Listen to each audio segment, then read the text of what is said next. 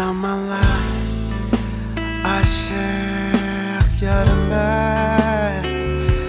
endi kunlar o'tmakdan bedar.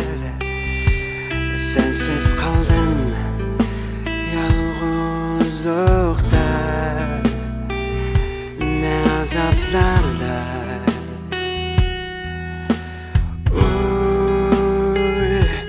Sensiz günler ötmekten beter.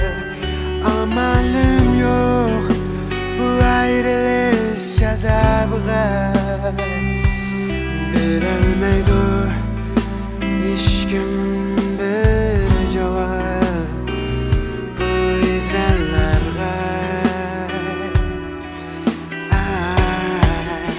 Şair buldum, kitaplar yazdım, bimar buldum, güzelde kaldım, sevda buldum, dağlarını gezdim.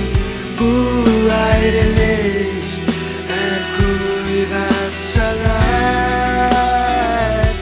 Satsan oldum, armanda kaldım, yalnız buldum, dertlerde yandım. Bu ayrılık acayip acayip yaman, yalnız kaldım.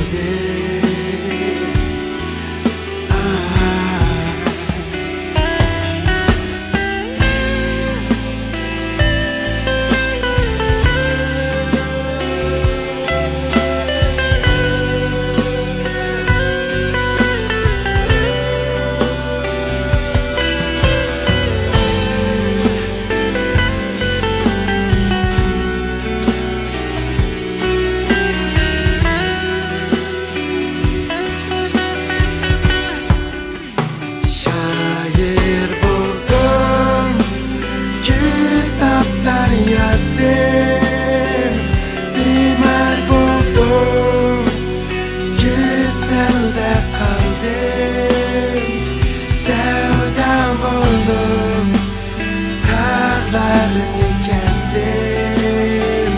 Bu ayrılış her kuyuda sarar. Satsan oldum, armağan